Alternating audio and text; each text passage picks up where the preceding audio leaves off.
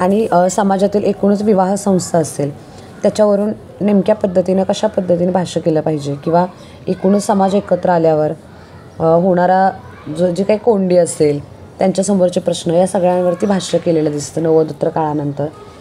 ज्याच्यामध्ये मग वेगवेगळ्या कथा असतील. मातंग समाजाच्या 3 पिढ्यांचं चित्रण करणारे बाबाराव मुसळे यांची वारुळ कथा असेल किंवा सदानंद देशमुख यांचे पाणी प्रश्न मांडणाऱ्या काही कथा कादंबऱ्या असतील.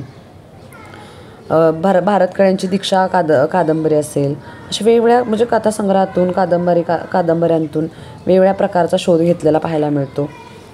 ज्याच्यामधून एकंदरीतच समाजातील व्यवस्था, ऊसतोड कामगारांच्या प्रश्नांवर आधारित काही कादंबऱ्या आहेत किंवा वेगवेगळ्या कथा आहेत. आता इथं या ठिकाणी सगळ्यांची नावं दिलेली आहेत, तर त्याच्यावर तुम्ही लक्ष घालावं. म्हणजे या कालखंडाचा विचार केला असता तर इतर कालखंडाच्या तुलनेमध्ये विशिष्ट पद्धतीचं साहित्य या कालखंडामध्ये लिहिलं गेलं. या कथा आणि कादंबरीच्या तुलनेत कविता अधिक लिहिली गेली असं आपण म्हणू शकतो. नादो महानोर यांची पानझड कविता असेल किंवा फुलवत्या कापसाले चंद्र चोरू चोरू पाहे तरी माये माऊलीची मांडी उघडीच राहे, हे कष्टकऱ्यांचे विदारक सत्य विठ्ठल वाघ यांनी पुढं उभं केलेलं दिसतं. एकूणच लग्नसंस्था किंवा विवाह संस्था यातून एकत्रित आलेला समाज आणि मग त्यांच्यापुढे निर्माण झालेले प्रश्न या सगळ्यावरती भाष्य या ठिकाणी केलेलं दिसतं. नारायण सुमध्याचं 7-12, रमेश शिले यांचं नांगरून पडलेलं शतक, प्रकाश होळकर यांचं कोरडे नक्षत्र, तुकाराम ढोंडे यांची वळीव. त्यानंतर ह्या महत्त्वाच्या कादंबऱ्या आणि कथेमधून साहित्याचं एक वेगळं दर्शन आपल्याला घडतं. ग्रामीण साहित्याचा विचार केला तर व्यक्ती आणि समूहाला विशिष्ट अशा कृतीसाठी प्रवृत्त करणारी आंतरिक शक्ती म्हणजे प्रेरणा होय. कोणत्याही मानवी कृती आणि निर्मितीत अशा आंतरिक प्रेरणा किंवा शक्तीचा महत्त्वाचा वाटा असतो हे आपण जाणतोच. तर या ठिकाणी एकूणच मग पूर्णपणे ग्रामीण साहित्य प्रवाह किंवा त्यातला जो आशय आहे त्या अभिव्यक्तीला प्राप्त झालेला नवा घाट असेल हा मराठी साहित्यामध्ये वेगळा ठरला. 60-उत्तरी काळात मराठी साहित्यात जे प्रवाह उदयाला आले त्यांच्या प्रेरणा परस्परांमधून भिन्न आहेत आणि त्यांच्या भूमिका काही बाबतीत समान असल्या तरी त्यातही त्या प्रवाहाच्या प्रकृतीनुसार भिन्नत्व जाणवतं.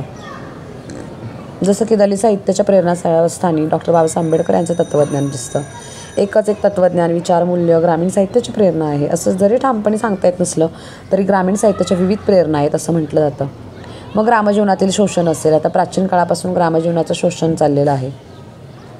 हजारो वर्षांपासून येथील शेती, साहित्य आणि संस्कृती या बाबी ज्या आहेत त्या परकीयांना आकर्षित करणाऱ्या ठरलेल्या आहेत. मध्ययुगात अशाच प्रकारचे शोषण सुरू होतं. खंडणी, चौथाईच्या माध्यमातून अन्नधान्य, जनावरे, अन्न, संपत्ती यांची वसूल केली जायची.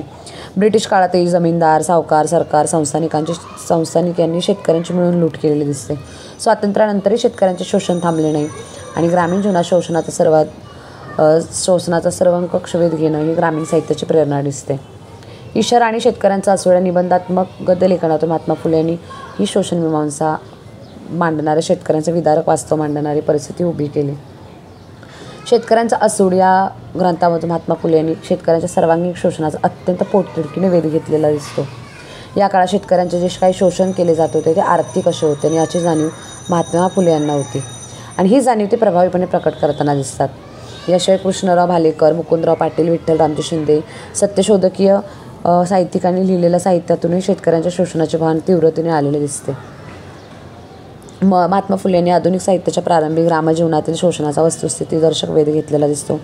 राजन गवस यांची बळीचा कादंबरीतून आड व्याप्या, कोणीकरी व दीपू शेठ अशा 3 पात्रांच्या माध्यमातून केलेली शोषण चर्चा महत्त्वाची ठरते. वासुदेव मुलाटे, बाबाराव मुसळे, पुरुषोत्तम बोरकर, आसाराम लोमटे, सदानंद देशमुख यासारख्या लेखक कवींनीही आर्थिक, सामाजिक, राजकीय, जातीय शोषणाचे संदर्भ मांडण्याचे प्रयत्न केलेले दिसतात. म्हणजे समग्र ग्रामीण साहित्य जरी शोषणाच्या प्रेरणेतून लिहिलं गेलं नसलं तरी उपरोक्त आविष्कारावरून शोषण ही एक ग्रामीण साहित्य निर्मितीची प्रेरणा दिसते हे लक्षात येते. रंजकताचा विचार केला तर रंजक याचा अर्थ रंगविणारा, रमविणारा किंवा करमणूक असा आहे. त्यालाच रंजन किंवा मनोरंजन असं देखील म्हटलं जातं. मग ग्रामीण भाषेचा जर विचार केला तर एकूणच अद्भुतता, काल्पनिकता, प्रणयप्रधानता, चमत्कृतीपूर्णता, रहस्यमय भडक, उत्कंठावर्धक घटना, प्रसंग, शृंगाराचे रसभरीत वर्णने, चटकदार भाषा, रोमांचक, थरारक घटिते इत्यादी विशेष रंजनवादी साहित्याचे उदाहरण आपल्याला सांगता येतील. ग्रामीण साहित्य निर्मितीच्या अन्य प्रेरणांप्रमाणेच रंजकता ही एक महत्त्वाची प्रेरणा ठरते. 1920 पूर्वी हरिभाऊ आपटे व तत्सम लेखक यांनी 1920 नंतरचे फडके खांडेकर असतील, माडखोलकर असतील यांनी रंजनवादी कथा आणि कादंबऱ्या लिहिलेल्या दिसतात. 1920 नंतर वि. स. कुटणकर, लक्ष्मणराव सरदेसाई, पंडित महादेव शास्त्री जोशी, जयवंतराव सरदेसाई यांनी वेगवेगळ्या कथा लिहिलेल्या दिसतात. वि स सुकटणकर यांच्या गोमंतकीय प्रदेश चित्रित करणाऱ्या महापुराची शिकवण, जाईजुई, कटू कर्तव्य हे महत्त्वाच्या कथा आहेत, ज्यातून मनोरंजन वगैरे झालेलं दिसतं. या काळात शहरी वाचकांचं रंजन करावं या प्रेरणेतूनही ग्रामीण साहित्य लिहिलं गेलेलं आहे, ज्याच्यामध्ये रसरशीत, कृत्रिम, काल्पनिक, अवास्तव, भडक चित्रणं मांडली आहेत.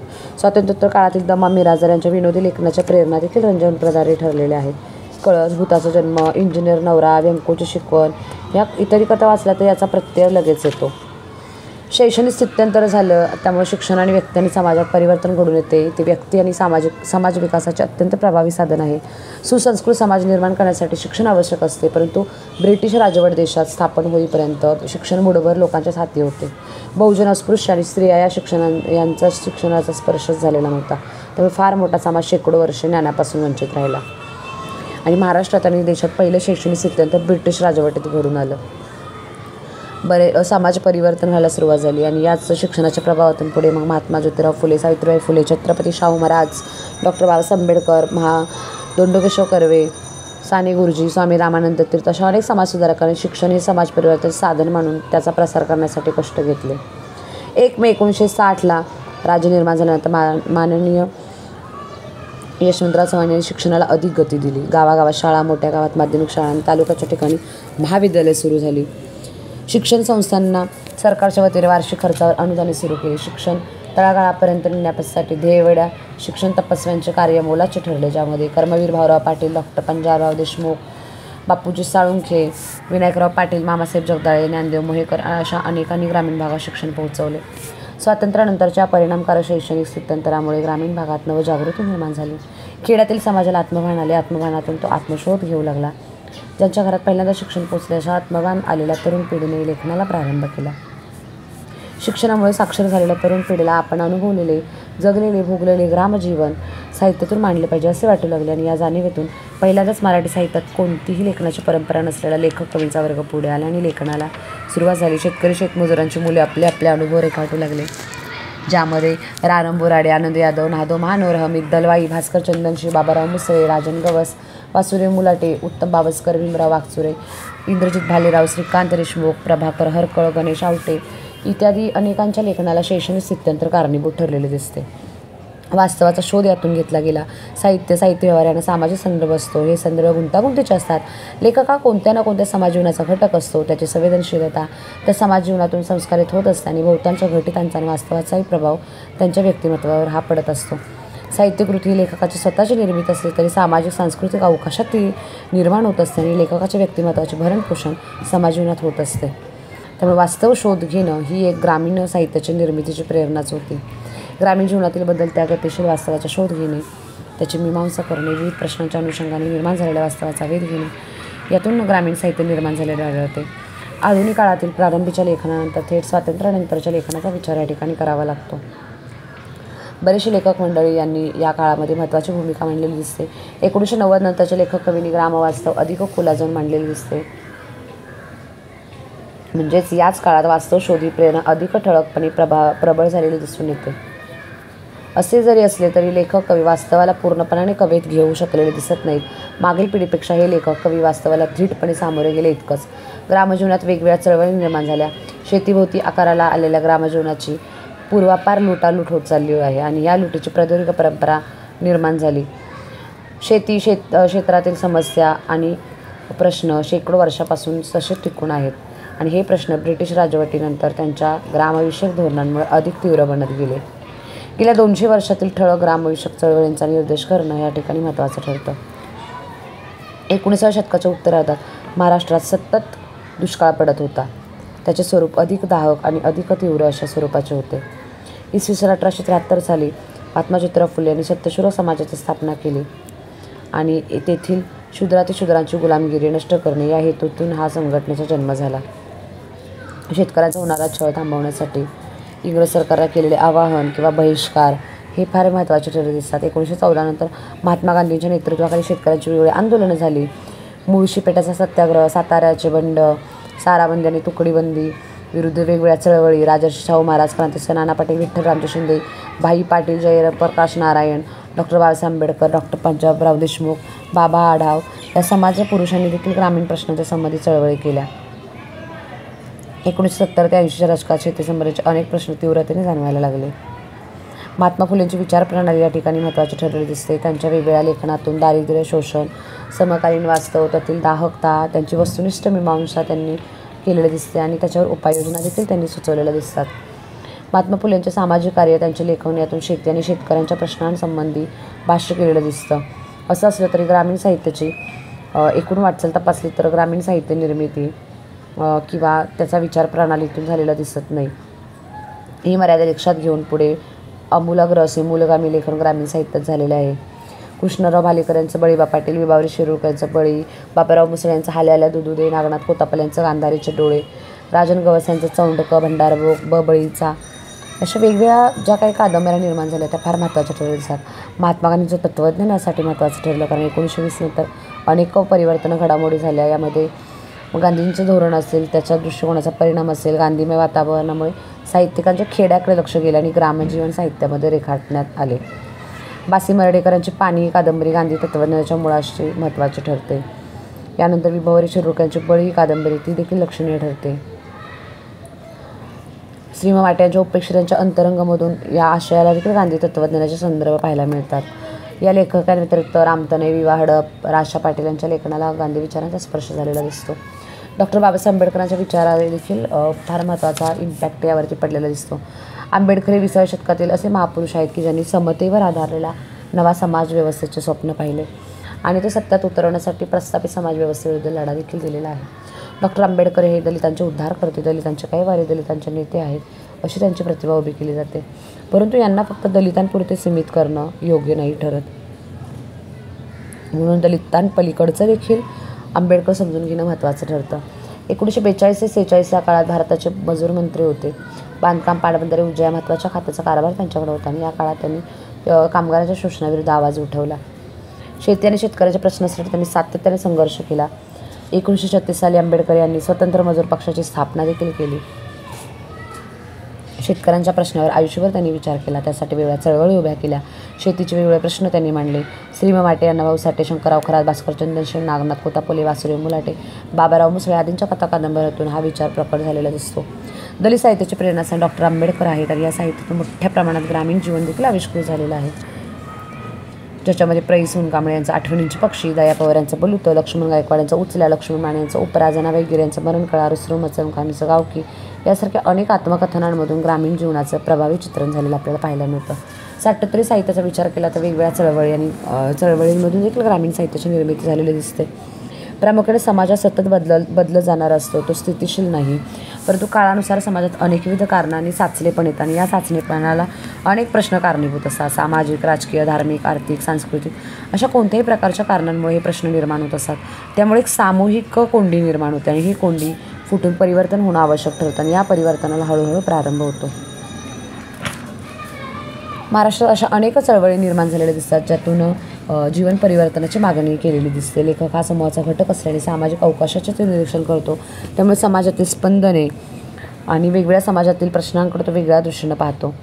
मराठी साहित्यात सामाजिक सांस्कृतिक साचलेपणातून अनेक साहित्य चळवळी आकाराला आल्या. सामाजिक परिवर्तनासोबतच वाङ्मयीन परिवर्तनाची अपेक्षा त्यात होती. नवीन वाङ्मय संस्कृती, जीवनाची पुनर्मांडणी या ठिकाणी अपेक्षित होती. साहित्य चळवळी साहित्याबरोबरच जीवनाची परिवर्तनाची मागणी करतात. साठोत्तरी साहित्य चळवळीचा विचार केला तर 1960 नंतरचा काळ मराठी वाङ्मयाच्या दृष्टीने अनेक अर्थाने महत्त्वाचा मानला जातो. या साठोत्तरी काळात वेगवेगळ्या साहित्य चळवळी मराठी साहित्यात उदयाला आल्या. त्यात प्रामुख्याने दलित, ग्रामीण, स्त्रीवादी, आदिवासी साहित्य चळवळींचा समावेश होतो. 1945 नंतर नवं साहित्य उदयाला आले, त्याबरोबर नवा सौंदर्यशास्त्रीय विचारही मांडला गेला. नवं साहित्याचे समर्थन करणारा नवं समीक्षेने नवीन वाङ्मयीन अभिरुची मूल्य रुजवण्याचा प्रयत्न केला. स्वातंत्र्यानंतर बहुजन, दलित, स्त्रिया या समूहांना शिक्षणामुळे आत्मभान आले. स्वतःची झालेली उपेक्षा जाणीव जागृतीमुळे लक्षात येऊ लागली. साहित्य वाचनानंतर आपल्या समूहाचे व आपले अनुभव यातून आलेले नाहीत ही बाबही या ठिकाणी लक्षात आली आणि या आत्मशोधनातून हे समूह लेखनाकडे वळले. दुःख, अपेक्षा, शोषण, दारिद्र्य, वेदना, विद्रोह या जाणीवांचा प्रभावी आविष्कार त्या ठिकाणी केला गेला. स्वातंत्र्य, समता, बंधुता आणि सामाजिक न्याय या मूल्यांचा आग्रह देखील धरला गेला. 1960 नंतर ज्या साहित्य चळवळी निर्माण झाल्या त्या पाठीमागे 100-150 वर्षांचे मंथन झाले ते कारणीभूत होते. ब्रिटिश राजवटीमुळे ते नवीन व्यवस्था आली आणि या काळात समाज जीवनातील विविध प्रश्न अधिक टोकदार झाले. रूढी, प्रथा, परंपरा यासंबंधी विचार होऊ लागला. जाती व्यवस्था धर्म व्यवस्था यांच्या माध्यमातून शेकडो वर्षांपासून लादलेली गुलामगिरी लक्षात आली.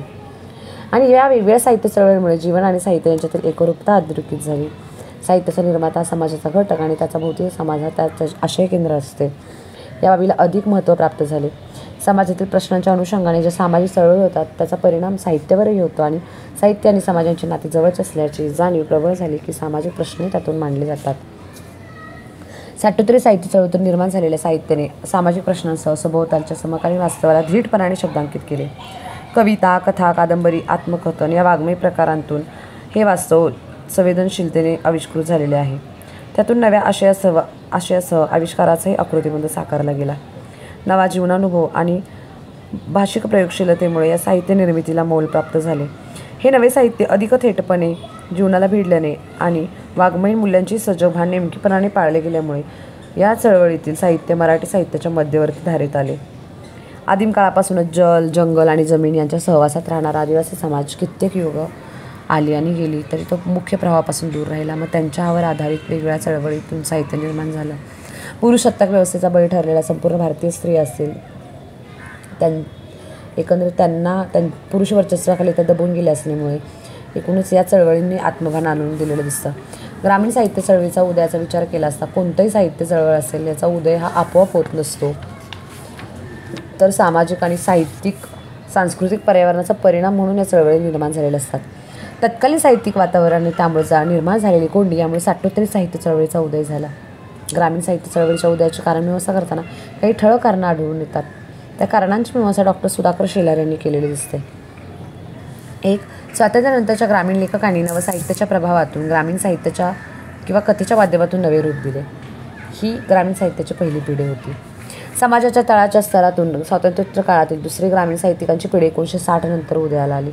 1960 नंतर ग्रामीण समाजीवन कमालीचे बदलले. अनेक स्थित्यंतर या काळात घडून आली. 1967 प्रारंभिक झालेल्या दलित साहित्य चळवळीने आशयाला महत्त्व दिले आणि या चळवळीने दलित समाजाने एकूण मराठी साहित्याला भरीव योगदान दिले. ग्रामीण साहित्याचे स्वरूप, प्रेरणा, प्रवृत्ती विशेष वेगळे आहेत याची जाणीव निर्माण करणं आवश्यक होतं. 60 नंतर बदललेल्या ग्रामजीवनात अनेक नव्या सुधारणा आणि प्रश्न राजकारण, सहकार, कृषी धोरणं, कालवे, रस्ते, वीज या अन्य बाबींमुळे निर्माण झाले. प्रत्येक वर्षी होणाऱ्या अखिल भारतीय मराठी साहित्य संमेलनात ग्रामीण साहित्यिकांना म्हणावे असे स्थान मिळत नव्हते. रसिकांचे मनोरंजन करण्याच्या हेतूनच त्यांना बोलवले जाईल ही धारणा बदलणं आवश्यक होतं. देशातील 70% लोक ग्रामीण भागात राहतात. देशाची अर्थव्यवस्था शेतीवर अवलंबून आहे. म्हणून भारत हा कृषीप्रधान देश म्हणून ओळखला जातो आणि ग्रामसंस्कृती हीच या देशाची संस्कृती मानली जाते. अशा वेगवेगळ्या कारणांमुळे 1975 नंतर साहित्याने चळवळीचे रूप धारण केले आणि वेगवेगळ्या स्वरूपाच्या असमाधानातून या चळवळीची उभारणी झाली. त्यातून वेगवेगळे शिबिरे, मेळावे, संमेलने, कार्यशाळा, परिसंवाद असे संघटितपणे सामूहिक उपक्रम देखील राबवले गेले. 1977 रोजी ग्रामीण लेखकांचा पहिला मेळावा आयोजित केला गेला आणि हा मेळावा विचारभारती मासिक आणि वैचारिक व्यासपीठ यांच्या संयुक्त विद्यमाने पुण्यातील पौड फाट्याजवळ असलेल्या भारतीय विद्यापीठाच्या शंकरराव मोरे महाविद्यालयात स्थापन झाला. त्यानंतर दुसरा मेळावा 1979 रोजी झाला. हा मेळावा आनंद यादव, प्राध्यापक राम शिंदे यांनी आयोजित केला. या मेळाव्यानंतर अनेक समविचारी लेखक डॉक्टर आनंद यादव यांच्यासोबत या चळवळीने काम करू लागले. ग्रामीण साहित्य चळवळीचा पुढचा टप्पा म्हणजे ग्रामीण साहित्य परिषद मेळावे होय. त्यामध्ये या परिषदेमध्ये वेगवेगळी मंडळी सहभागी होती. त्यामध्ये डॉक्टर आनंद यादव, प्राचार्य आरंभ बोराडे, प्राध्यापक Bhaskar Chandanshe, doctor Vasudev Mulate, doctor Nagnath Kotapale, doctor Datta Bhosale, प्राध्यापक अविनाश डोळे, श्री लहू कानडे, प्राध्यापक विश्वास वसेकर अशा मंडळींचा त्यांच्या भूमिकांचा विचार या ठिकाणी केला जातो. अशा पद्धतीने मेळावे, संमेलने, शिबिरे, कार्यशाळा, चर्चासत्रे या माध्यमातून ग्रामीण साहित्याची चळवळ कार्यरत राहिली. ग्रामीण साहित्याच्या चळवळीची महत्त्वाची भूमिकेचा विचार केला असता महात्मा फुले, राजर्षी शाहू महाराज, डॉक्टर आंबेडकर, महर्षी शिंदे यांच्या तत्त्वज्ञानाच्या अधिष्ठान साहित्य निर्मितीच्या मुळाशी होते किंवा ती महत्त्वाची भूमिका होती. उद्देश विचारात घेता असता भारताची शेतीप्रधान संस्कृती, सामाजिक व्यवस्था लक्षात घेऊन भाषा, साहित्य, संस्कृती आणि कला यांचा विचार या ठिकाणी केलेला दिसतो. या देशाच्या आम संस्कृतीचा समतादिष्ट आधुनिकतेशी उपकारक समन्वय साधून विकास केला जातो. महात्मा फुले, महर्षी महादेव गोविंद रानडे असतील, राजर्षी शाहू महाराज असतील किंवा डॉक्टर बाबासाहेब आंबेडकर असतील याच्या विचार कर्तृत्वाशी पूरक अशाच भूमिकांचा स्वीकार या ठिकाणी करणं महत्त्वाचं ठरतं. साधनांचा विचार केला असता ग्रामीण भागात राहणाऱ्या किंवा ग्रामीण जीवनाशी संबंधित अशा ललित वैचारिक संशोधनात्मक लेखन करणाऱ्या लेखकांशी आणि कृतिशील व्यक्तींशी संवाद साधणं महत्त्वाचं ठरतं. समकालीन संवादी घटना संस्था व्यक्तींचा समन्वय साधणे या ठिकाणी महत्त्वाचं ठरतं. अन्य भाषेच्या साहित्य संस्थांशी साहित्यिक जवळींशी आवश्यक असेल तिथे सहकार्य करणं महत्त्वाचं ठरतं. एकंदरीत काय तर आजपर्यंत जी ग्रामीण साहित्याची आणि साहित्य चळवळीची वाटचाल झालेली होती त्यापेक्षा या भूमिकेत सर्वसमावेशक आणि निश्चित असा समर्पक दृष्टिकोन प्रकट झालेला होता. ग्रामीण साहित्य चळवळ परिवर्तनाची मागणी करणारी चळवळ आहे. ग्रामीण जीवनातील कर्मकांडे, अंधश्रद्धा, वर्ण जाती, स्त्री दास्य असेल, भ्रष्टाचार असेल, शासकीय धोरण असेल, या माध्यमातून होणारं शोषण किंवा धर्म अर्थ व्यवस्था निर्माण झालेली विषमता असेल, याला प्रखर विरोध करून येणाऱ्या वास्तवाला शब्दरूप देणे ही ग्रामीण साहित्याची चळवळीची भूमिका होती. कोणतेही साहित्य जेव्हा चळवळीचं रूप धारण करतं तेव्हा प्रस्थापित साहित्यिक पर्यावरण सामाजिक सांस्कृतिक घटक त्याला कारणीभूत ठरतात. मग ग्रामीण साहित्य चळवळीतून निर्माण झालेल्या साहित्याने आपल्या भोवतीचं भीषण वास्तव आपल्या साहित्य कृतीतून मांडलं. ग्रामीण साहित्य चळवळ निर्माण झाल्यानंतर अनेक लेखक कवी साहित्यातून लेखन करायला पुढे आले. एक मोठी नवी लेखकांची पिढीत चळवळीच्या माध्यमातून निर्माण झालेली दिसून येते, ज्याच्यामध्ये भास्कर चंदनशिव, वासुदेव मुलाटे, विठ्ठल वाघ, रवींद्र शोभणे, श्रीकांत देशमुख, सदानंद देशमुख, इंद्रजित भालेराव, शेषराव मोहिते, बाबाराव मुसळे, मोहन पाटील, आनंद पाटील, तानाजीराव पाटील, नागनाथ कोतापले, गणेश हावटे, बाबू बिरादार, गजमल माळी असे अनेक लेखक आणि कवी चळवळीच्या संस्कारातून मिळालेल्या दृष्टीतून समर्थपणे लेखन करत होते. हे लेखक कवी आपल्या लेखनातून एकूण परंपरा आणि समाजव्यवस्थेचा नवा अर्थ लावण्याचा प्रयत्न करताना दिसतात.